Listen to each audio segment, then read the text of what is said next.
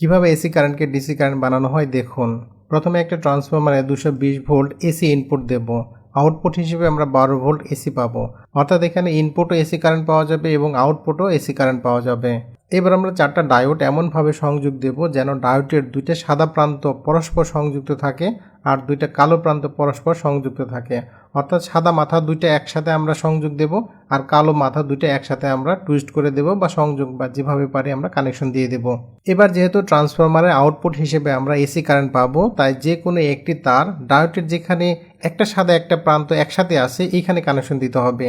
ট্রান্সফরমারের আরেকটি তার ডায়োডের যেখানে একই সাথে একটা সাদা একটা কালো সংযোগ করা আছে ঠিক এইখানে সংযোগ দিতে হবে। এবার ডায়োডের 2টা সাদা প্রান্ত যেখানে একসাথে টুইস্ট করা আছে বা সংযোগ দেওয়া আছে এটা হবে ডিসি পজিটিভ বা প্লাস, আর যে 2 প্রান্ত কালো এটা হবে ডিসি নেগেটিভ প্রান্ত।